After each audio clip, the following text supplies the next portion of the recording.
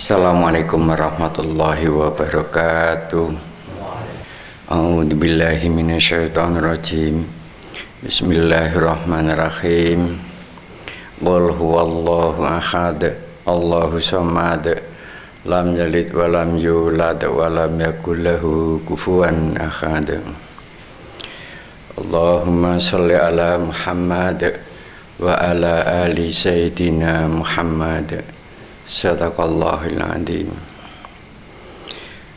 Para bapak ibu jemaah yang sangat kami hormati, yang sangat kami muliakan, juga yang dirahmati Allah Subhanahu wa ta'ala dimanapun Anda berada. Alhamdulillah, pada kesempatan kali ini kita bertemu kembali, walaupun tidak sesegar, senyaman waktu dulu karena musim pandemi, sehingga tidak bisa bebas seperti dulu. Tapi insyaallah bila mana niat ini ada kesungguhan, maka tidaklah mengurangi nilai-nilai ibadah dari apa yang kita lakukan. Sebelum acara doa bersama ini nanti kita mulai, ada sedikit yang perlu kami sampaikan pada saudara-saudara. Keuntungan kita doa bersama, ya, ini acara sunnah, tapi kita lakukan secara berjamaah. Keuntungannya itu begini: seandainya kita mendoakan bapak saya, maka di situ bukan hanya bapak saya yang mendapat kiriman doa, tapi sekaligus bapak Anda semua juga ikut mendapatkan kiriman Fatihah itu. Bila mana ada salah satu saudara yang kita doakan, maka saudara sampean pun juga mendapatkan hal yang sama. Jadi tidak ada yang perlu kita risaukan, kita khawatirkan, dan itu pasti datang. Itu. Kalau saya mendoakan mbah saya, ya sekalian mbah sampean semuanya itu ikut mendapatkan doa kiriman Fatihah tadi. Sehingga kita melaksanakan hal seperti ini tidak ada ganjelan di hati, tidak ada keraguan-raguan. Itu cuma bisa begitu, ya, apabila kalau 2 kalimat syahadat, sholat, tunaikan zakat, puasa di bulan Ramadan, kemudian pergi haji bila mana mampu. Kalau yang fardu ini kita jalani itu. Kalau yang fardu ini tidak kita jalani, maka tidak bisa seperti itu. Jadi Bapak Ibu sekalian, usahakan dengan cara maksimal sesuatu yang jelas-jelas itu fardu, maka lakukanlah seperti layaknya fardu. Sesuatu yang jelas-jelas itu layaknya sunnah, ya lakukanlah seperti sunnah. Itu kita utamakan yang utama, karena yang bisa kita jalani karena Allah itu hanya itu: 2 kalimat syahadat, sholat, zakat, puasa, haji bila mana mampu. Itu bisa kita lakukan karena Allah. Itu. Jadi bagaimana pelaksanaan fardu kifayah itu tergantung bagaimana pelaksanaan fardu ain itu. Kalau fardu ain tadi beres, tidak ada kendala, nggak ada masalah, seluruh fardu-fardu yang lain akan mengikuti itu. Jadi kita harus pandai membedakan yang mana ini fardu ain, yang mana ini fardu kifayah. Bapak Ibu sekalian yang teramat sangat kami hormati, karena hanya itulah dasarnya orang Islam.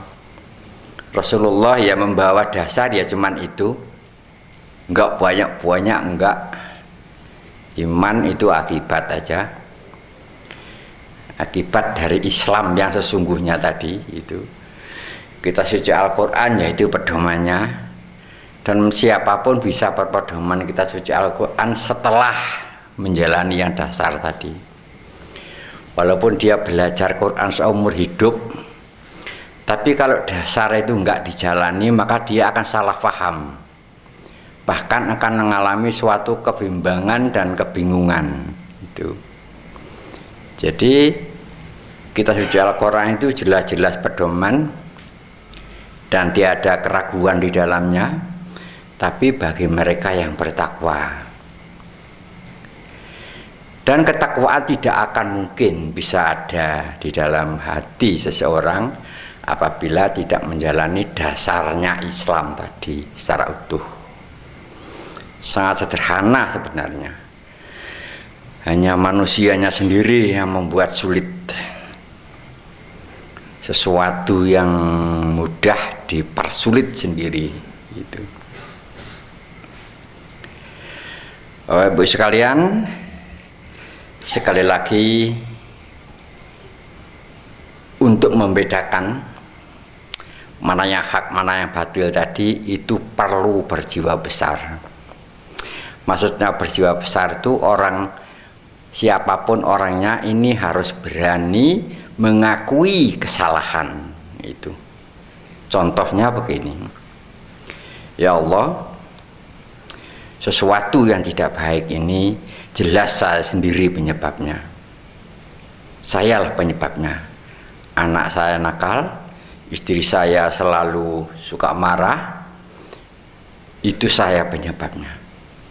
Tapi kalau ada istri yang nurut, anak yang nurut, tetangga yang baik, itu mutlak dari Allah. Itu caranya membedakan mana yang hak, mana yang batil. Itu segala hal sepanjang usia, selama kita hidup ini begitu. Jadi ringkasnya cerita, jangan sekali-kali Anda merasa mengakui sebuah kebaikan, karena kebaikan itu asalnya dari Allah Subhanahu wa Ta'ala, bukan dari diri kita. Apabila ada orang suka mengakui kebaikan padahal itu atas kehendak Allah, maka orangnya tidak akan bisa luput dari penyakit stroke.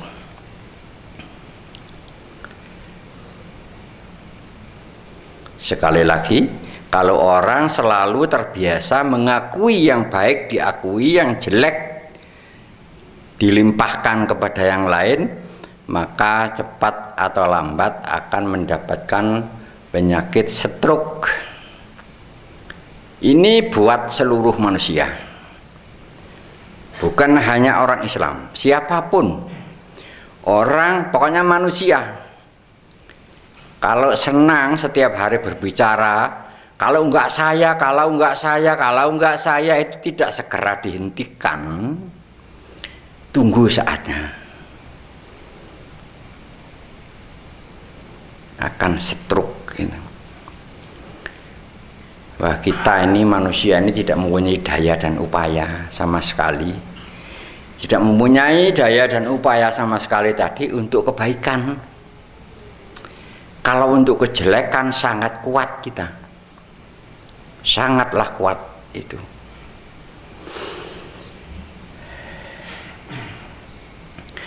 Jadi kalau kita diam, tafakur, mengingat riwayat diri kita sendiri, mulai dulu yang sepanjang ingatan kita masih bisa jangkau, pokoknya yang baik-baik itu murni atas kehendak Allah, murni atas kehendak Allah.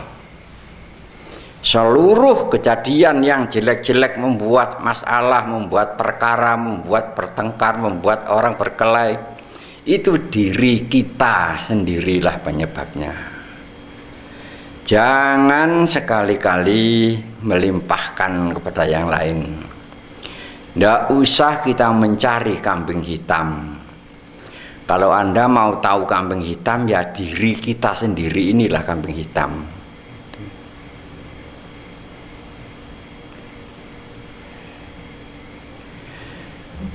Jadi kalau difahami secara mendalam, sesungguhnya manusia ini tidak mempunyai jasa apapun kepada Allah Subhanahu wa Ta'ala.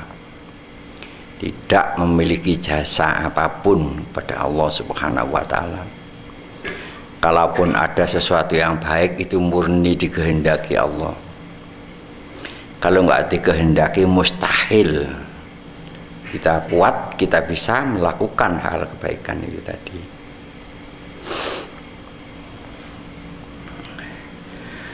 Saudara-saudaraku sekalian yang teramat sangat kami hormati, kami lanjutkan penyebab penyakit stroke tadi. Siapapun orangnya yang sudah terbiasa mengakui kebaikan,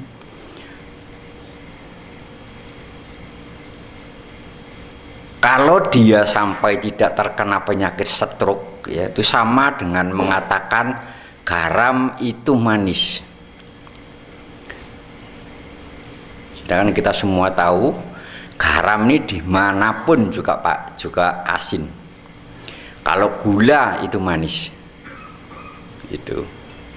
Jadi kalau kita sudah terkena gejala itu, maka waspada dengan cara berpikir kita. Karena hati ini setiap harinya itu membolak-balik itu. Membolak-balik kemanapun, poinnya, intinya jangan merasa diri punya jasa. Jangan merasa diri lebih baik dari yang lain. Itu. Saudara-saudaraku sekalian, yang disebut ibadah itu ialah selalu membaca 2 kalimat syahadat rukun Islam yang pertama di dalam hati, bacanya karena Allah. Ada keadaan bagaimanapun, susah apa senang, sakit apa tidak, bacanya tetap karena Allah, bukan karena supaya sembuh. Caranya berobat ke dokter kalau sakit. Kita baca terus dalam hati 2 kalimat syahadat, bacanya karena Allah. Kemudian sholat 5 waktu juga karena Allah. Menunaikan zakat rukun Islam yang ketiga setiap bulan juga karena Allah. Jangan sampai karena selain Allah. Kemudian puasa di bulan suci Ramadan juga karena Allah. Jangan sampai karena pahala. Tidak akan pernah sampean tahu pahala. Kalau Anda mau melaksanakan puasa itu benar karena Allah, baru dapat pahala. Pergi haji bila mana mampu, harus karena Allah. Kalau yang fardu ini sudah kita terapkan setiap saat dan dijalani karena Allah, maka Anda kondisinya sedang ibadah. Ketika yang fardu ini sudah termasuk ibadah, seandainya sama mendoakan siapapun, itu pun pasti ikhlas. Yang ikhlas itu bernilai ibadah. Seandainya Anda menolong teman maupun saudara atau yang lain, pasti ikhlas. Lah rasa ikhlas itulah nilainya sama dengan ibadah. Itu.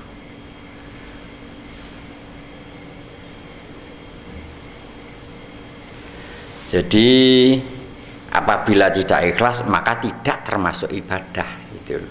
Sedangkan ikhlas itu sendiri hanya akibat dari lillah tadi.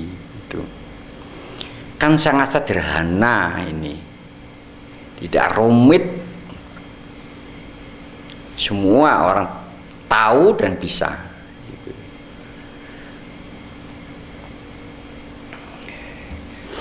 Bapak Ibu sekalian yang sangat kami hormati, jangan Anda mudah mengeluh. Jangan Anda mudah mengeluh tentang keberadaan ini. Kita sedang banyak uang apa sedang tidak punya uang? Kita sedang banyak rezeki apa tidak sedang banyak rezeki? Bagaimanapun keadaan kita pada saat ini, kita syukuri, nyata bahwa itu demi kebaikan kita bersama. Yakinlah bahwa hanya Allah yang maha memberi. Oleh sebab itu kami tadi pesan, bacalah tetap karena Allah, maka Allah akan memberinya sesuai kehendaknya, bukan sesuai kemauan sampean, bukan, sesuai kehendaknya.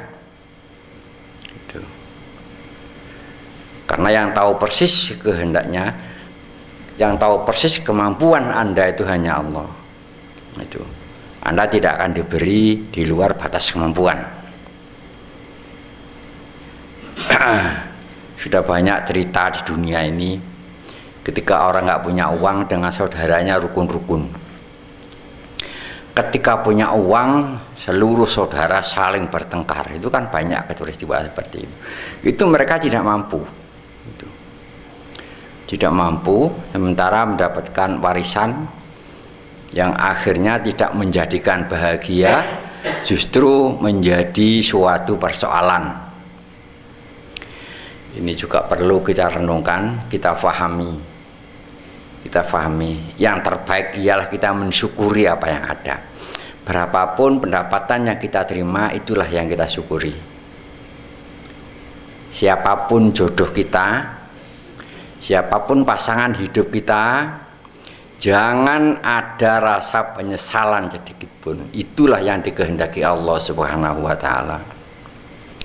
Berapapun jumlah anak-anak kita terima dengan lapang dada. Itu adalah amanat dari Allah Subhanahu wa Ta'ala. Apabila ketentuan-ketentuan itu kita terima dan kita terima dengan senang hati, maka tidak mungkin orang itu menjadi orang yang serba kekurangan. Orang yang mengalami serba kekurangan itu ialah orang yang tidak pernah bersyukur dengan keberadaan. Mendapat berapapun selalu kurang, justru semakin kurang. Yang semakin besar itu rasa kurangnya itu, bukan uangnya semakin besar, bukan itu. Tapi kalau kita terima, kita syukuri apa yang ada, dengan berpendapat bahwa itu demi kebaikan, maka di dalam hati ini ada rasa menerima, mensyukuri apa yang ada. Disitulah ada kenyamanan, disitulah ada kebahagiaan itu. Tetapi kalau kita menuruti rasa kurang tadi terus menggebu-gebu, maka kita tidak akan mencapai titik rasa syukur tadi. Banyak orang syukur, tapi syukurnya karena supaya ditambah uangnya. Itu bukan syukur yang sesungguhnya. Syukur itu mensyukuri apa yang ada itu. Masalah ditambah dan tidak itu urusan Allah sendiri. Itulah saudara-saudaraku yang sangat kami hormati. Karena tadi kita sudah bicara tentang stroke, maka bagi Anda yang berada di rumah yang kebetulan mengikuti acara ini, maka ikutlah membaca surat Fatihah dengan keikhlasan hati. Bila mana nanti Allah akan segera memberi kelonggaran dengan penyakit Anda. La hadratin nabiyika Muhammadin sallallahu alaihi wasallam. Al-Fatihah. A'udzu billahi minasyaitonir rajim. Bismillahirrahmanirrahim. Alhamdulillahi rabbil alamin. Ar-Rahmanir-Rahim. Maliki yaumiddin. Iyyaka na'budu wa iyyaka nasta'in. Ihdinas siratal mustaqim. Siratal ladzina an'amta 'alaihim ghairil maghdubi 'alaihim waladdallin. khususan ila rohi mujtahidin sahabati Sayyidina Abu Bakar Siddiq, Umar bin Khattab, Utsman bin Affan, Ali bin Abu Thalib radhiyallahu an. Al-Fatihah. A'udzu billahi minasyaitonir rajim. Bismillahirrahmanirrahim. Alhamdulillahi rabbil alamin. Ar-Rahmanir-Rahim. Maliki yaumiddin. Iyyaka na'budu wa iyyaka nasta'in. Ihdinas siratal mustaqim. Siratal ladzina an'amta 'alaihim ghairil maghdubi 'alaihim waladdallin.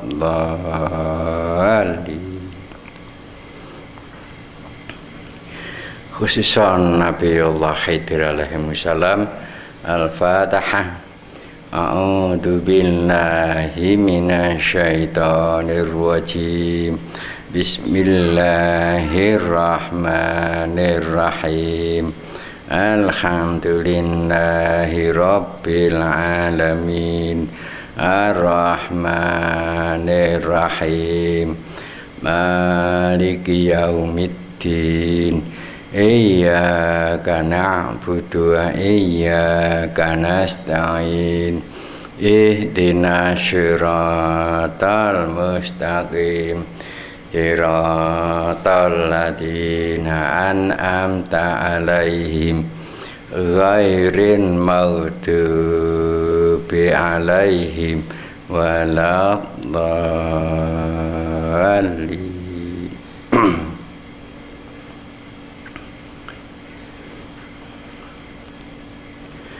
Al-Fatihah. A'udzu billahi minasyaitonir rajim. Bismillahirrahmanirrahim. Alhamdulillahi rabbil alamin. Ar-Rahmanir-Rahim. Maliki yaumiddin. Iyyaka na'budu wa iyyaka nasta'in. Ihdinas siratal mustaqim. Siratal ladzina an'amta 'alaihim ghairil maghdubi 'alaihim waladdallin.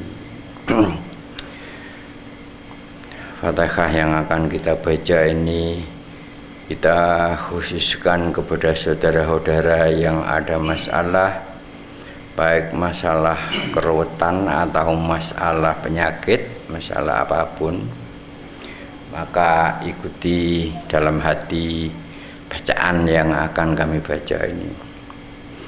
Al-Fatihah. A'udzu billahi minasyaitonir rajim. Bismillahirrahmanirrahim. Alhamdulillahi rabbil alamin. Ar-Rahmanir-Rahim. Maliki yaumiddin. Iyyaka na'budu wa iyyaka nasta'in. Ihdinas siratal mustaqim. Siratal ladzina an'amta 'alaihim ghairil maghdubi 'alaihim waladdallin.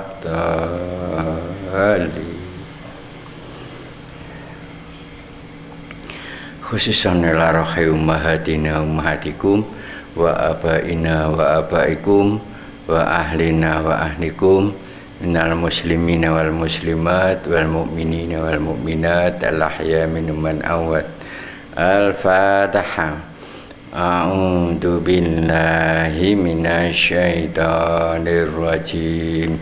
Bismillahirrahmanirrahim. Alhamdulillahi rabbil alamin. Ar-Rahmanir-Rahim Maliki yaumiddin Iyyaka na'budu wa iyyaka nasta'in Ihdinas siratal mustaqim Siratal ladzina an'amta 'alaihim Ghairil maghdubi 'alaihim waladdallin.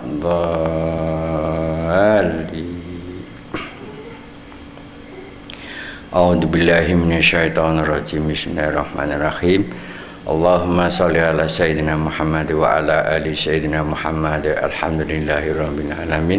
Allahumma shalli ala sayyidina Muhammadin salatan tunjina biha min jami'il ahli wal afat wa taqtilana biha min jami'il hajat wa tutahhiruna biha min jami'i syai'at wa tarfa'una biha indaka ahla darajat wa tuballighuna biha min aqsal ghayat min jami'il khairati fil hayati wa ba'dal mamat. Allahumma sholli sholatan kamilatan wa sallim salaman taman ala sayyidina Muhammadin alladzi tanhalu fil uqad wa tanfariju fil qurab wa tuqda bil khawaid wa tunalu bil ghaib wa husnul hawatimi wa wisaskal wa mambi wajhil karim wa ala alihi wa sahbihi fi kulli lamhati wa nafasin bi adati kulli ma'lumin laku rahmatika ya arhamar rahimin. Subhanaka rabbika rabbil izzati amma yasifun wa salamun alal mursalin alhamdulillahi rabbil alamin. Al-Fatihah. A'udzu billahi minasy syaithanir rajim. Bismillahirrahmanirrahim. Alhamdulillahi rabbil alamin.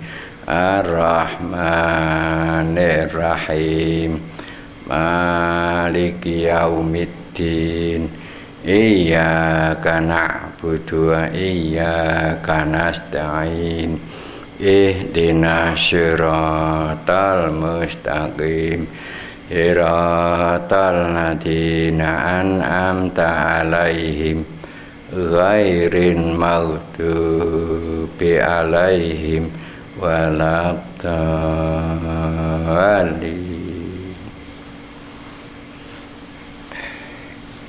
Assalamualaikum warahmatullahi wabarakatuh.